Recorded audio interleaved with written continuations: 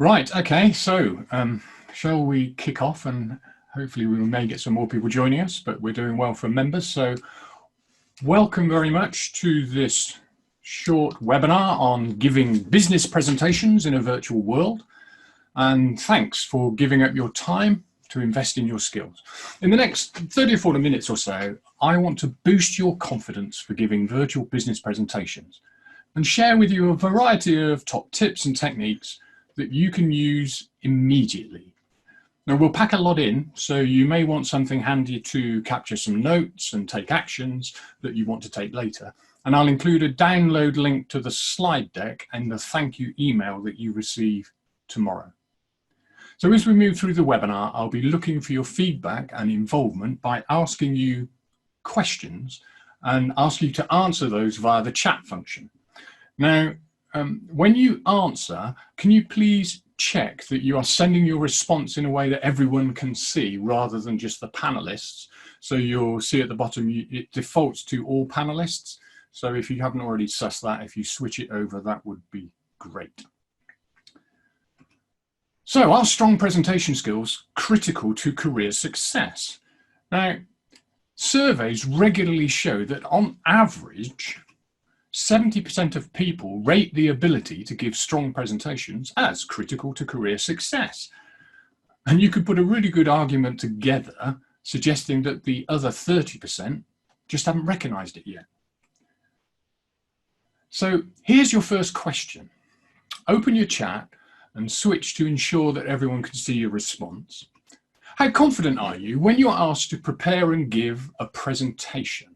And you're rating on a scale of 1 to 10, 10 being, move over, Richard, I'll take it from here, and 1 being, I avoid presenting whenever possible. So enter your response in the chat box now. Oh, cool, here they come, 9, 5, 7s, 5s. Oh, cool, okay, we've got a good range, which is great. So I've worked with thousands of managers and business leaders from many countries. And probably the most common responses to this question I get are scores in the range of 5 to 7. Standing up to speak in front of others is typically listed in our top 4 fears. And in a recent Prezi survey, that's the cloud-based presentation software, 20% of people even admit to doing anything to avoid giving a presentation. So this notion of standing up in front of people in giving presentations is pretty intimidating for most of us. And in current times, we're presenting more via technology, which many of us find even more stressful. But I've got some good news. Over the next 30 to 35 minutes or so, whatever you scored yourself, I want to share with you some top tips and ideas that you can implement straight away and move yourself up that confidence scale. I've also included at the end of the session some massive value offers. These are opportunities to boost your skills and confidence even further. And as an added value offer, one of you who gets through to the end of the webinar will today win free access to my online training course, Business Presentation Skills Made Easy. So stick with me. Hopefully there's lots of value, and let's see where we end up. Now, in many ways, the best practices for in-the-room presentations apply online. It's just another medium of delivery. So, my next question. What is your top tip, just one, for giving in-the-room or indeed virtual presentations? So write your top tip, a single word perhaps, in the chat box now. Preparation, yes. Cool. Preparation, I'm seeing a lot. Good lighting, I'm seeing a lot. Smile, plan, rehearse, look at the audience. Yeah, are some really good tips there, people. Really good tips. Well, mine would be the need for focus. It's vital for any presentation, live or virtual, that you are crystal clear on the purpose of your presentation and the 2 or 3 key points you need to make to achieve that purpose. And when I ask people the question, what is the purpose of your presentation? It's frightening how few people are able to answer the question. And those who can typically respond with a very woolly response, like to inform people about my project or my product update. Here's a typical example. So generally, when you're presenting in business, you are trying to get a positive response to your presentation, get a decision made, additional resource, budget. You're trying to make a sale, or you're looking to deliver behavior or process change. So my first tip when you're preparing your presentation, start by writing a purpose statement and make sure it includes something specific as an outcome. So a couple of quick examples. So here I've said, I've made them current, obviously, to secure £25,000 cash funding to keep my staff employed during the coronavirus crisis. And forgive me, I couldn't resist this one.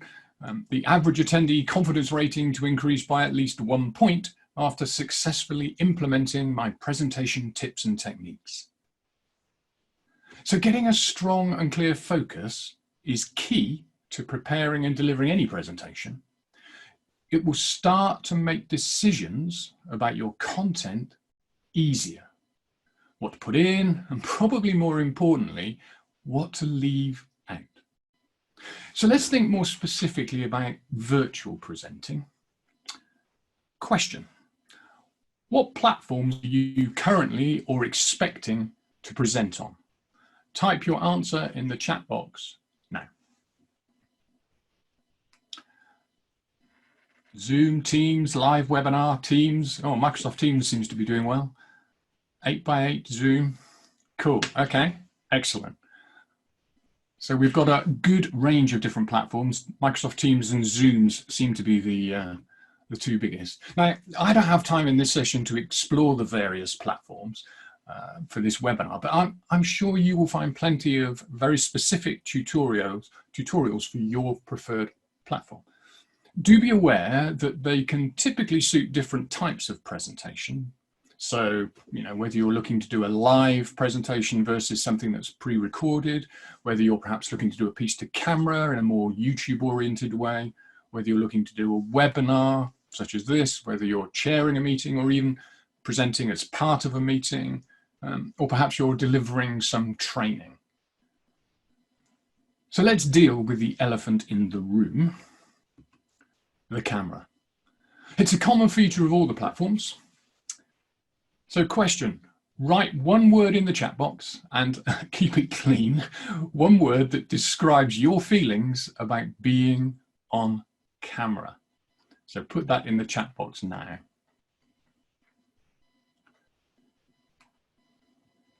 Nervous, fine, that's good. On show, absolutely. Awkward, okay. Yeah, insecure about lighting. Okay, interesting. So we've got some typically broad responses. Well, I've got some good news and some bad news about the camera. Let's start with the bad news. They say the camera doesn't lie unless you've got really good video editing software. What the camera sees and hears is what you, the audience, is seeing and hearing. The good news, what the camera sees and hears is what your audience is seeing and hearing, and you can control that. So let me give you some key tips to help you take control.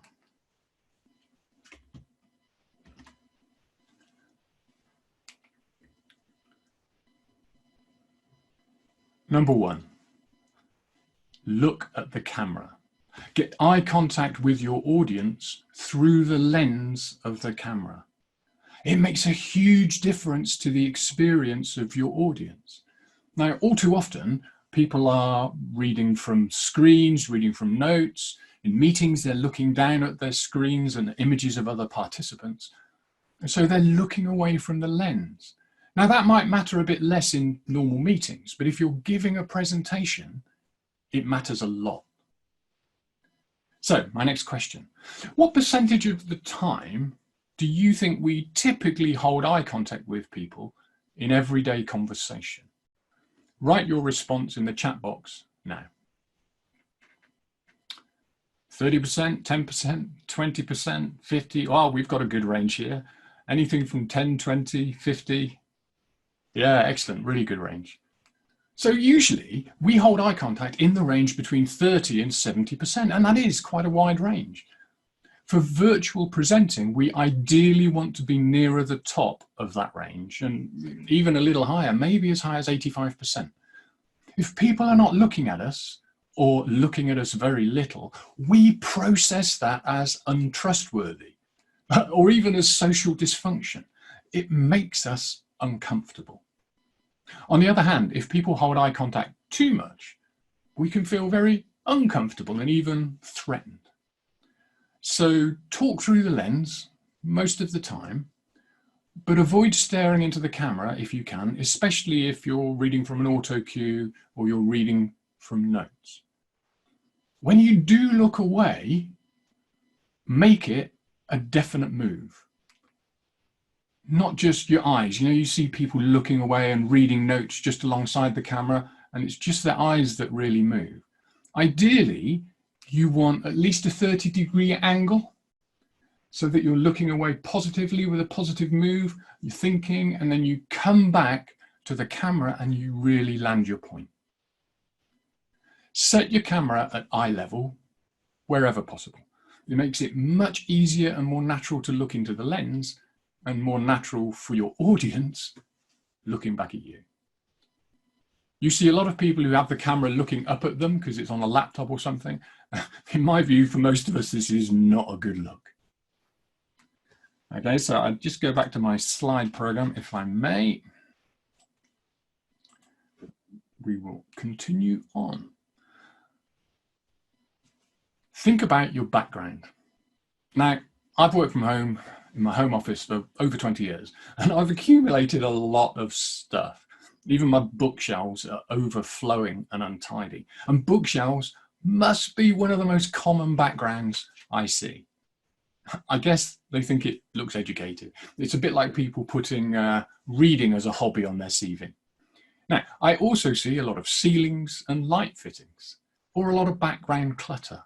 And it's a distraction and can stop people paying attention to your message. So question.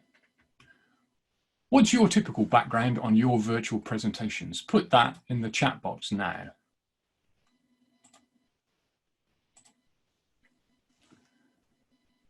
Ceiling and light fitting, wall and ceiling. Yeah. Oh, I've lost my chat. Hang on a second, sorry. Pictures, white walls, yeah. Good.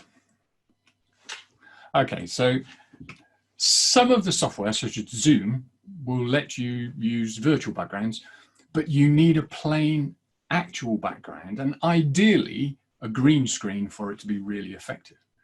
So check out your background, tidy it up, remove any clutter. If you do use a virtual background, then make sure it's appropriate for your audience.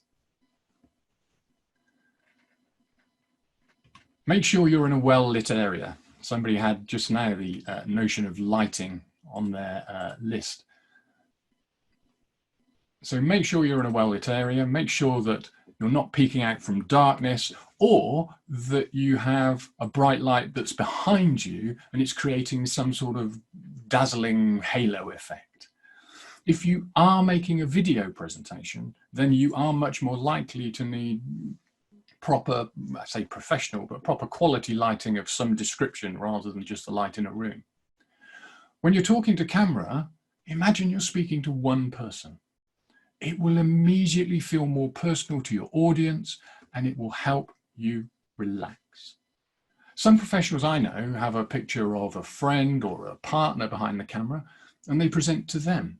I even know one TV person who fits a smiley face image literally around the lens of the camera itself. Be human. Recent research suggests we have 21 facial expressions. Make sure when you're presenting and you're concentrating, you don't get stuck using only one, because typically in business presentations, that's a neutral or worse still, a serious expression, looking like a rabbit frozen in headlights. I meet a lot of people who believe it's unprofessional to smile in a business presentation.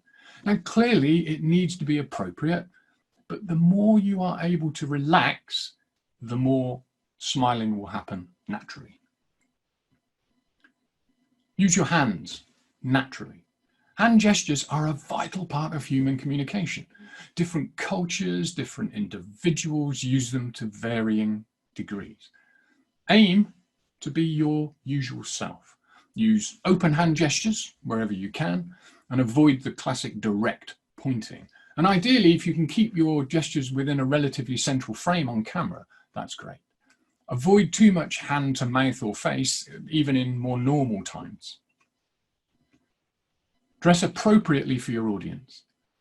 Now, you may well be presenting from home and are happily working away in shorts and a t-shirt, at least, hopefully, fine and comfortable, but not necessarily appropriate for your audience. So if you're pitching to a board of a business for a contract, for example, it makes a lot of sense to wear more business normal wear. If you know it's an informal company and they wear t-shirts in the office, it may be fine. But I suggest the same rule as normal. It's better to match or be higher than your audience than to mismatch below. Eliminate distractions. It isn't only your visual background you need to think about. We screen out a lot of background noise in our day-to-day lives, but it's a lot harder to ignore when it's online. I think my music at the start probably demonstrated that. If possible, find a quiet area, aim for a quiet time, and if you can't, then consider using a headset and a mic. It's amazing how often I decide to make a YouTube video, for example, and a neighbour decides that's the perfect moment to mow their lawn or try out their lovely new chainsaw they've just bought.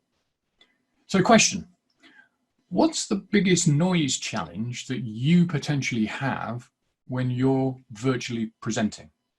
Put something in the chat box now.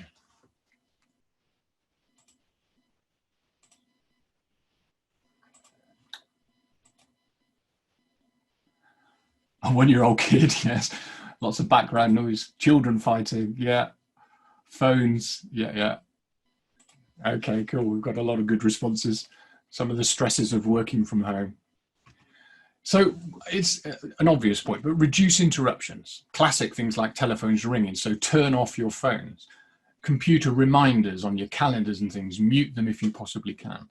And of course, it's not only noise. It can be people wanting to speak to you or even just bringing you in a cup of coffee. So let others in your space know when you will be presenting or recording. Close doors and put a sign up if necessary, like the old TV studio. Switch off phones, switch off alarms. Also, check out your habits. Watch yourself on camera. And remember, it's good to see and hear what your audience sees and hears. And check out any physical or vocal habits you may have that could become a distraction to your audience. And work at breaking them. Make the best use of your voice. Now, I've been to a great many business presentations, and most of them tend to be polite, less than exciting. You quickly realize that very few business presenters spend much time thinking about their voice. Yet that voice is the most important tool you have at your disposal as a presenter to get emotional connection with your audience. So even if you've got great visuals, if your content is good, if you just deliver it in a very dry, fairly monotone, boring way, you will quickly lose the ability to connect with your audience. So firstly, use the best mic you can. If you're presenting virtually a lot, it's worth investing in a good quality mic rather than use the one built into the laptop or device that you're using. You'll lose your audience very quickly if your sound quality is poor. It's actually more important than what people are seeing in that virtual world. So pay attention to and vary how fast you're speaking, your volume, how loud, how quietly you're speaking, modulation, the up and down in your voice, the words that you choose to emphasize, how high or how low the pitch that you're speaking. And as a quick tip, higher pitch is generally perceived as a lighter mood, lower, more serious. And finally, pauses. A really important one. Pauses.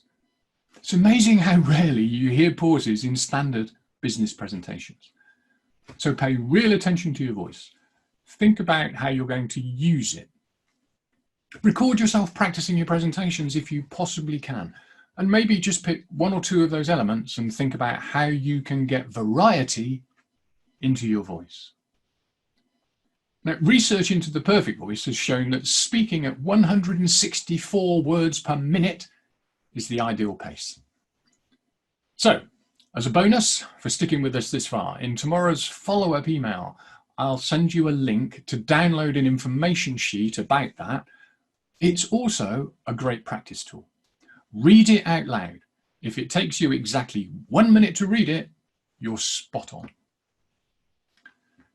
The biggest threat, I think, to any presenter, virtual or otherwise, is the curse of knowledge.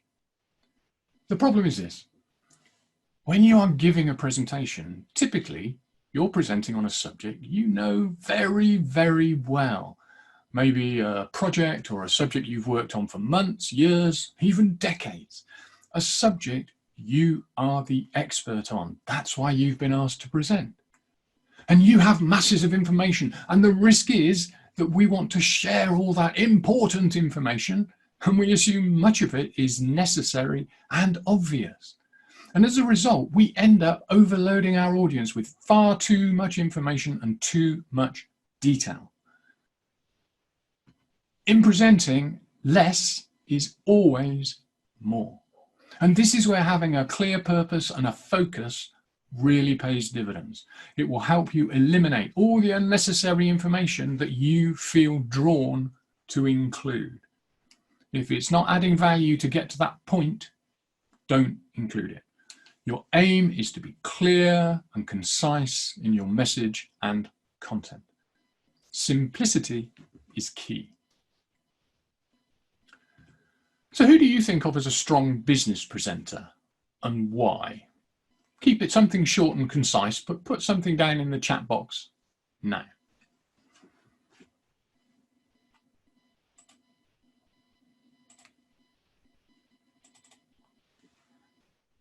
Branson, yeah, it's Captain John Maxwell.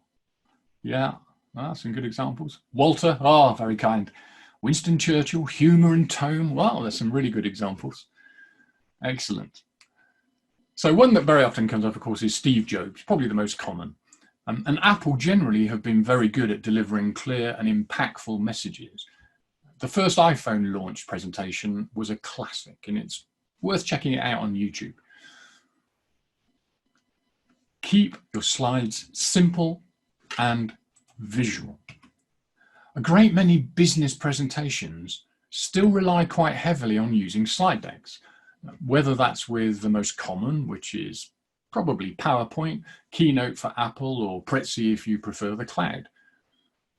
Presenting virtually, that slide deck potentially has even greater significance, especially if you're sharing your screen and doing a voiceover commentary. The slide software you use, in my view, doesn't really have a big significance. It's a matter of personal preference, providing you know it's compatible with whatever presentation platform you're using. What is far more significant is how you use your slide deck. Fundamentally, there are 3 ways that people tend to use slide decks in their presentations. And 2 of those are really not the most helpful and are probably one of the key drivers of the infamous death by PowerPoint. So the 3 ways are these: as an auto cue for the presentation notes effectively, as handout material, and then as a visual aid. So my next question, which of these 3 ways is your most common approach? And the challenge here is to be honest with yourself. So which of those three is your preferred or likely approach? Put something in the chat box now.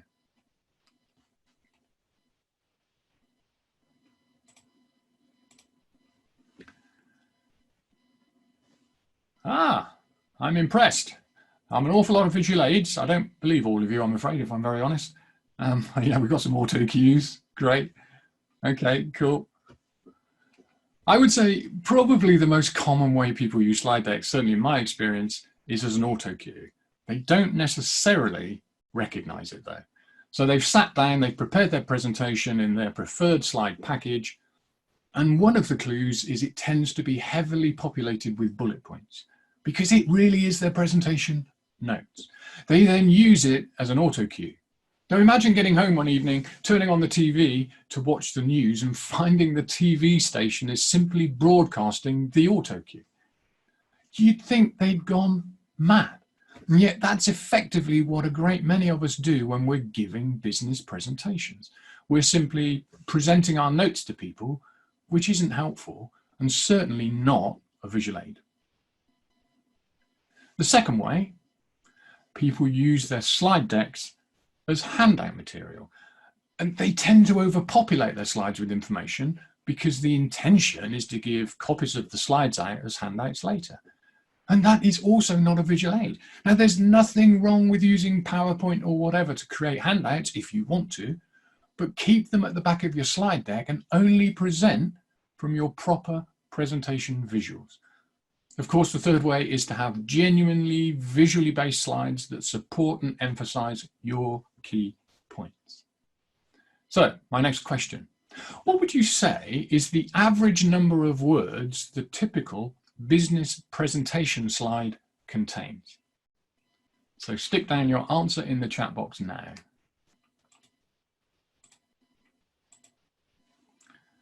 And 500, wow, that's a high amount. 40, 50, 60, 100, thousands, I think somebody's put 200. Yeah, okay, lots and lots and lots. Well, in fact, research suggests the average is 40 per slide, and that doesn't sound a lot, and I think it's probably brought down by one or two really good slides, but already it means they're tending not to be visual slides and are likely to be either handout material or more typically presentation notes for auto cue. It means that the slide deck is fundamentally helping the presenter remember what they need to say next. So after the webinar, go through one of your slide decks and do a word count.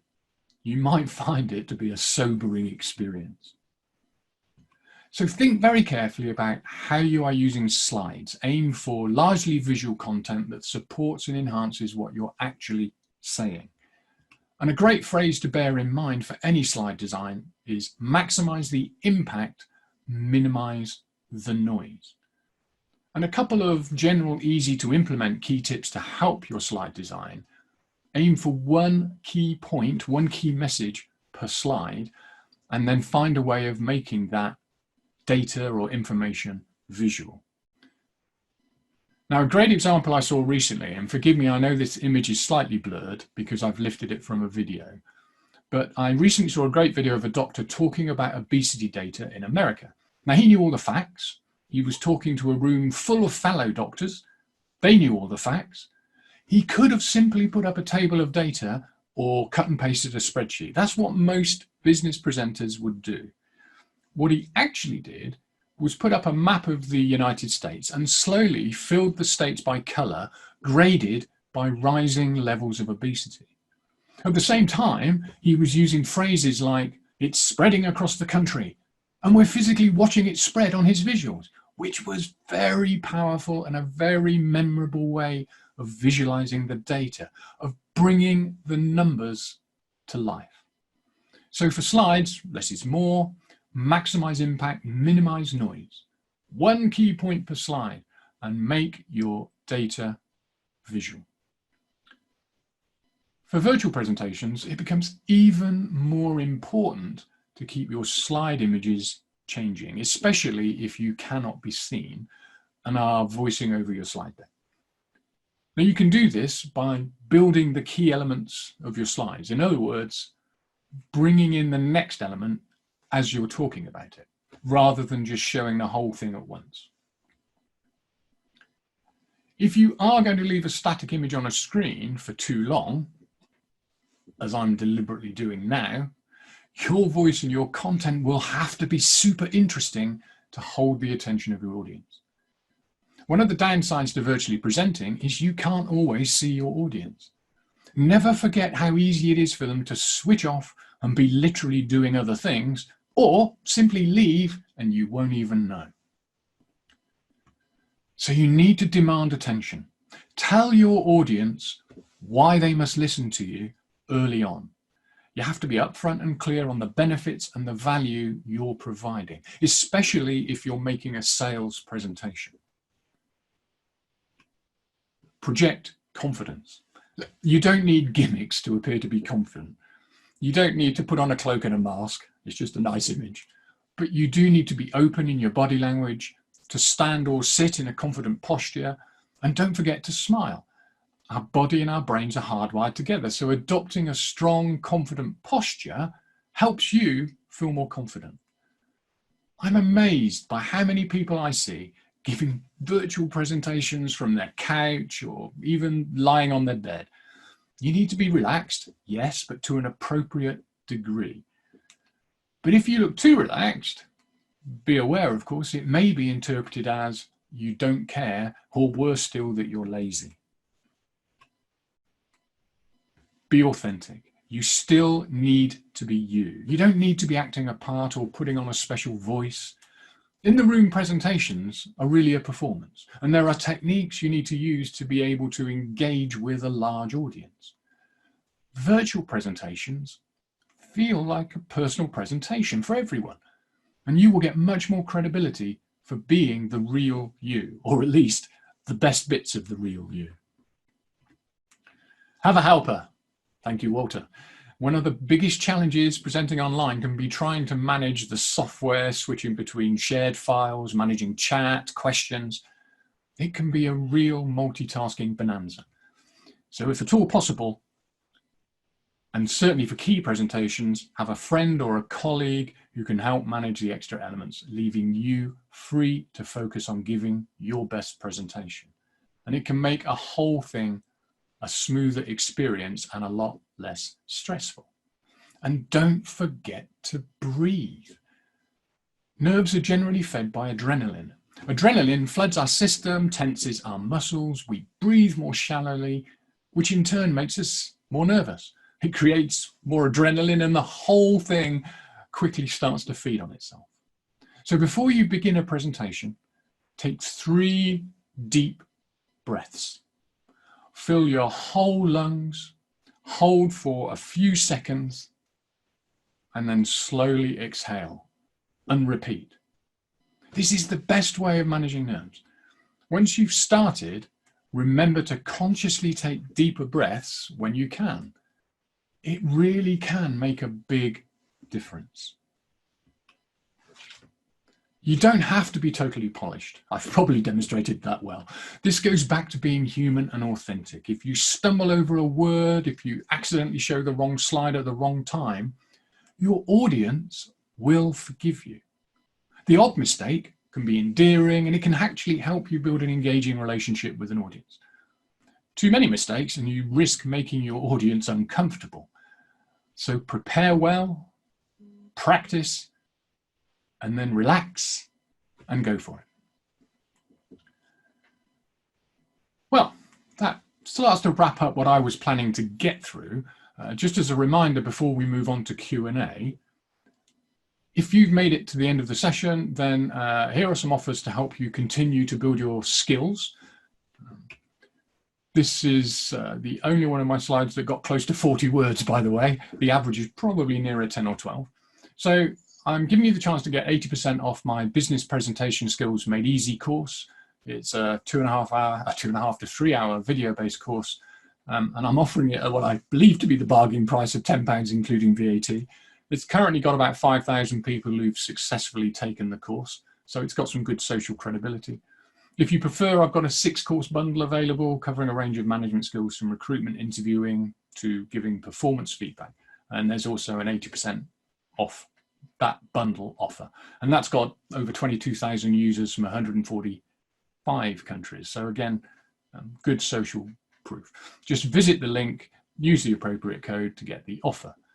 Online learning is a rapidly growing area, even prior to the current COVID crisis. It gives, easy access. It's available 24/7. You don't have to travel. You can learn when and where you like on a range of devices. It's cost effective, even before I've given you what I think is a bonkers offer. So it's good. So I think that about wraps up from me. What I'm really looking forward to is having lots of time, which I hope we have, to answer any questions that you may have. So I'm hoping Walter will also be in a position to help me with the question side of things. So, yeah, I'm here. Yep. So, question. What's the question? First question.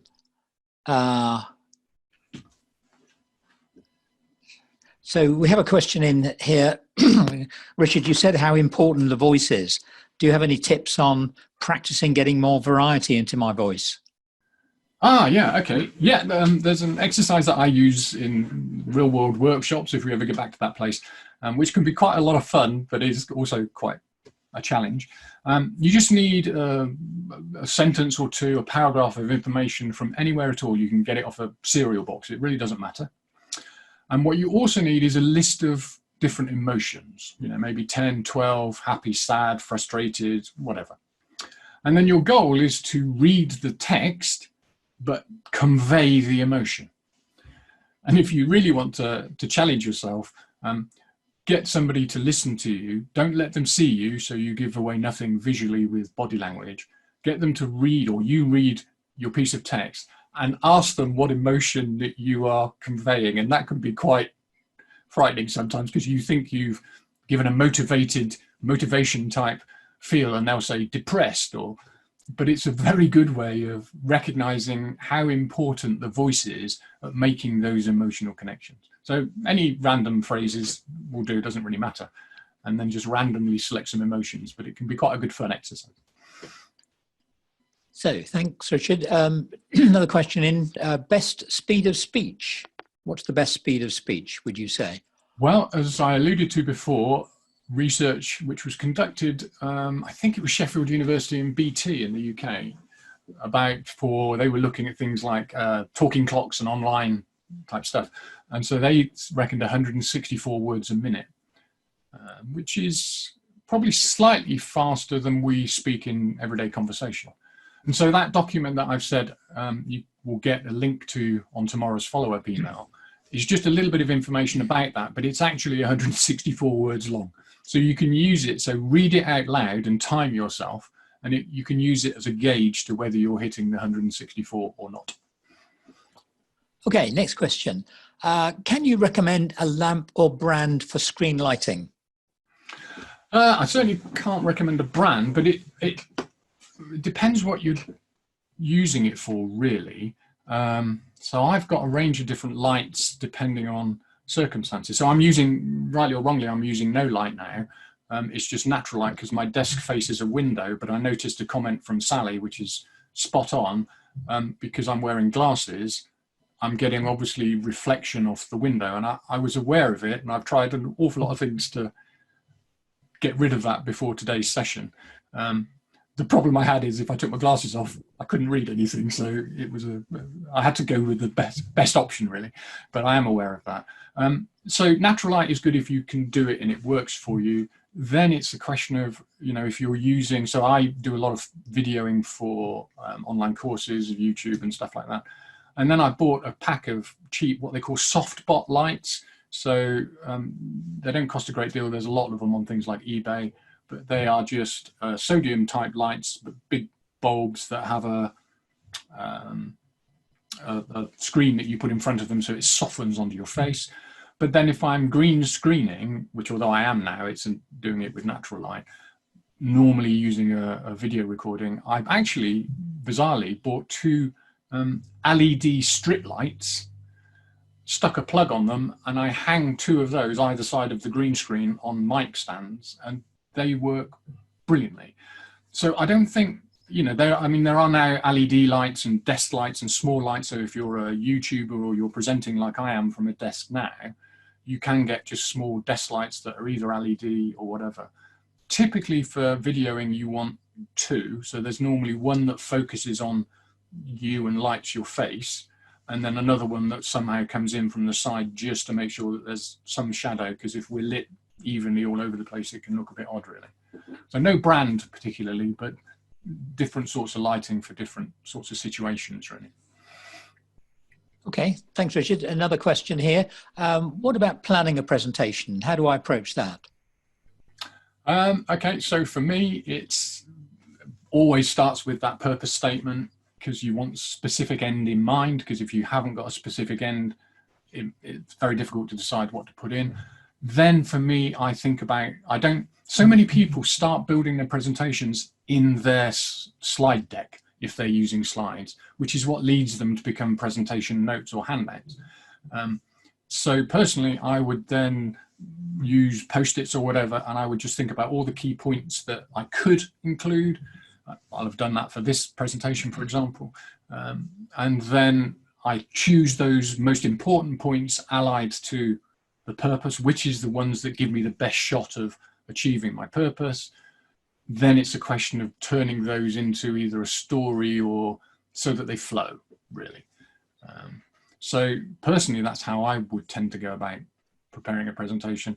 Nail a purpose statement, identify the possible areas, then think about a cohesive flow, ideally in the form of a story if you can. Then I start thinking about any visuals that I can use to support the message, and then would build my slide deck from there. Thanks, Richard. Another one in here. Many technical presentations are informational in nature. How do we minimize details in those while ensuring everything gets covered whilst hooking the audience? The bad news is it's about your visuals, really. Steve Jobs, or Jobs, however you say it, famously said, it's not about the numbers, it's about what the numbers mean when you're presenting. If it's just about the numbers, send them the spreadsheet, email them the data, either in advance or after your presentation. The role of a presentation is to bring that to life, to get an emotional connection. And the only way you can do that, in my view, is by having either visuals, metaphors, analogies, things that will lodge in people's mind rather than just giving them a data set. So you need to find a way of making a tangible connection. So like, for example, when I talk about auto cue, I don't just say, oh, you're using it as your presentation notes. I deliberately use the phrase auto cue and deliberately say, imagine the TV station suddenly broadcast the auto cue. You'd think they're nuts. And people can, they can relate to that in a real situation. I know that's not particularly data-based, but it's the same principle, is you need to find a way of making the data real. There used to be lots of TV programs about managing money some years ago, people who got into trouble, and they would often do things like, they'd go in a room and there'd be 5,000 Costa coffee cups because they were trying to demonstrate how much they were spending on coffee in a year or whatever, and just saying, oh, you're spending $3,000 a year on coffee doesn't mean a lot. But when you see a mountain of cups that it represents, suddenly there's an emotional connection. Thanks, Richard. And here's one you'll be able to demonstrate, perhaps. What do you use to create a green screen? Funnily enough, I use a screen that's green. So I'll demonstrate if you like. But the reason I use a green screen, having worked for 20 years in my office, is it is not pretty. So if you see anything you shouldn't, I apologize. So behind me here, which side shall I go? This is probably the better side. Hanging in my office is literally, you probably can't see it on camera. It is a piece of cloth. I bought it. I have a lot of it because I do quite a lot of the filming. So I literally put a couple of hooks in my ceiling in my office, about 3 feet behind where I'm sitting. And I put 2 hooks in the ceiling. I've hung a dowel pole, and then I'm literally clipping that screen to hang behind me. And then with Zoom and other software, you can then project a different image behind you so that they don't have to look at your mess. My wife gets annoyed because now my office has a green screen in it. Our spare bedroom, which I use mostly set up as a film studio if we have nobody staying, has a green screen hanging on a wall. But again, it's just a piece of cloth hanging. The lighting with green screen is what's key. And And that's where I got those LED lights, because the color has to be even. So when Zoom is a good example, when people are using Zoom in meetings and things, if they haven't got a really plain, even background behind them and they switch to a virtual background, you know, they disappear into bits of grass or whatever image they're using. It keeps breaking up. So for green screening, what you need is a good even color and a good even light. And ideally, you want a bit of a gap between you, the presenter, and the green screen, particularly if, like me, you're a grey-haired individual, because if I, when I'm filming, stand too close to the green screen, I'll end up with green glow all around me. The Zoom software, I have to say, it's the one I use the most for this sort of thing, is very, very good at doing this sort of taking away the background. So it's got some powerful green screen elements to it. Okay, thank you, Richard. Another one here. Landscape is preferred, but on my iPad, my camera is over on the side of the screen and not the top. Does a Bluetooth camera exist that can be clipped to the top of the iPad instead? Ooh, that's a challenging one. I don't know is the honest answer, because I'm not an Apple person really. Because most of the iPad, because the obvious answer would have been to use a USB type. You know, I'm using a USB webcam to record this, for example, or to not record this, but, you know, to do this. But I know a lot of iPads don't have a USB port. So it must exist, a Bluetooth camera of some sort, but I'm afraid I don't know any detail about that because I don't use one. But I'd be amazed if it doesn't exist. But Apple, one of the challenges I have with Apple is obviously they make connecting anything to it that isn't Apple slightly harder than it should be, I would argue. A tip in the chat box from Hans for tip for green screen without the hassle. And then there's a link there to a website. Another question for you, Richard. How many slides to avoid overkill per 30-minute session? Well, now this is a real challenging one. Okay, it depends what you're trying to do. So I had from memory something like 45 slides. I am going to include a PDF of the slide deck in tomorrow's email or a link to it. So anybody who wants to download them. Although if they're good visual slides, really when you look at them in a way, they should be a memory jogger, but if you looked at them in 6 months' time, you might start to wonder what some of them mean. So I got about 45 slides and I probably presented for just over 30 minutes. And that's a lot, but in fact, I was using a very simple technique. So I wasn't building within a slide. I would just switch to another slide. It just made it safer and easier to do. Steve Kawasaki, who was one of the founders or early VPs of Apple and went on to become a venture capitalist in Silicon Valley, he has a rule which I really like, but it's brutal. And he calls it his 10-20-30 rule.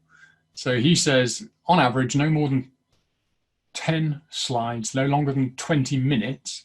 And here's the killer, nothing smaller than 30-point font size. So 10 slides, he reckons. So he's obviously on a slide of one slide for every 2 minutes. And his view is, you know, he's having people pitch for multi-million-pound investment or dollar investment. So, you know, it's serious stuff. And he says, if you can't convince me to invest in 10 slides and 20 minutes, you do not know your business. And it goes back to that curse of knowledge. What most of us do is put far too much information in. You know, he's not going to just invest in a business on 20 minutes. He's just got to be hooked enough to want to do his due diligence. So I don't think there's a magic number. It's much more about how you're making your audience feel, really. And if each slide is a war and peace on its own, or people are having to read loads, you've got far too much. Thanks, Richard. Technical question here. What USB camera and microphone would you suggest? Okay. So the webcam that I'm using is I've had it a few years now. So mine is a Logitech C920. I think it's now a C930. And at the time it's an HD webcam. It's highly recommended by YouTubers and all those sort of people. And it's just easy to use and I've used it all the time. I've got it slightly further away than I normally would have because of, I I actually was using an auto cue, which I wouldn't normally do, but there were reasons why I did on this occasion. And so to set it up for that, I ended up having the camera further away, which means I've had to zoom it slightly. And so I suspect if I move too much, it will start to autofocus. Microphone, now, actually the microphone in that camera is okay for meetings and things like that. But for this, I wanted a better quality sound. So I'm using, again, it's a classic online mic. It's called a Blue Yeti, which some of you may have come across. I would try and put it in front of the camera, but you'll get an awful lot of noise on the sound. But it's quite a big, heavy microphone, but I've literally just got it sitting off to one side on a relatively low setting. So it's just a free, and again, it's a USB mic. But there are lots and lots of them available. It's like anything, sadly, the more you pay, the better quality you tend to get. But they're not expensive. The Blue Yeti was something like $90, something like that. The Logitech is probably a similar sort of price point. A couple more, Richard. I also deliver CPD presentations, and these are strict content. How do I engage the audience more? Tone, expression, pace? Yeah, and well, it depends how strict the content is, really. I mean, there's nothing worse, I think, than this tells you something about me. You know, having a very rigid set of slides or data or information that you have to do. So hopefully built within the CPD stuff is enough space for you to expand on points.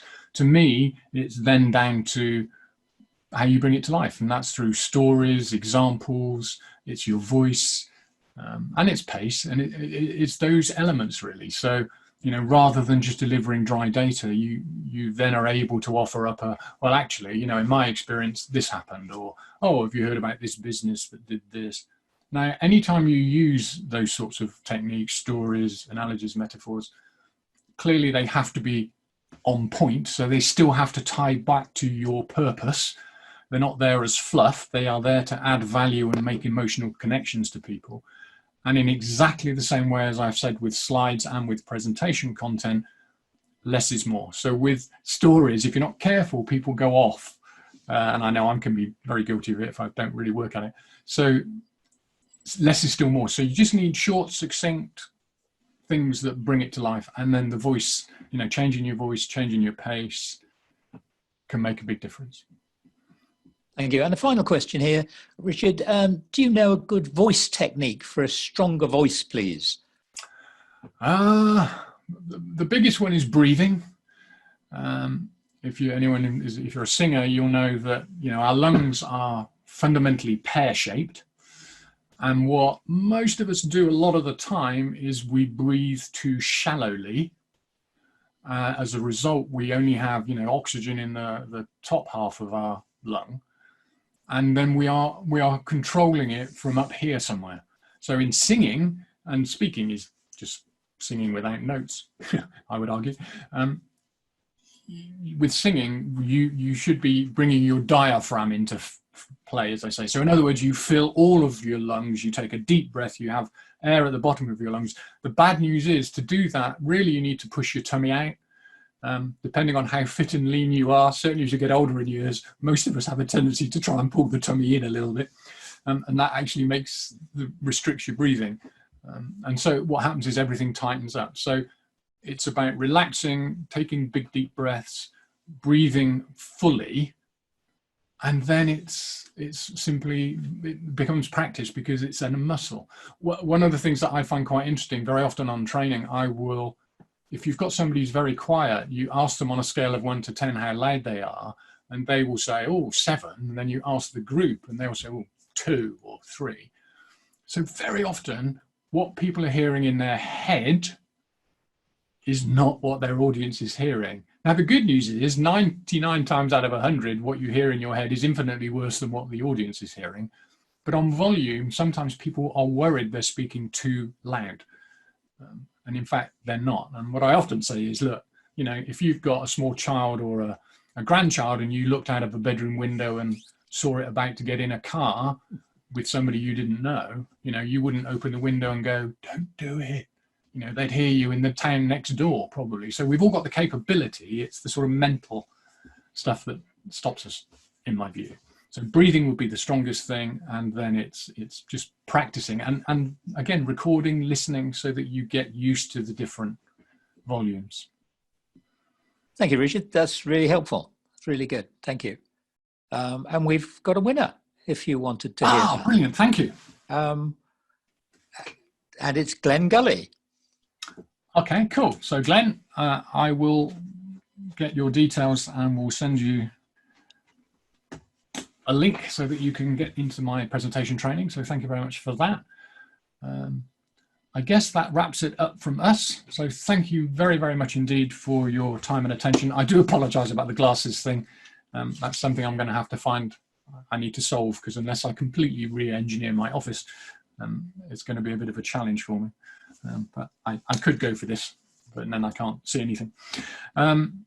Next week, Walter is leading the session, because this is a weekly session at the moment. So we are leading a session on using emotional intelligence to strengthen relationships.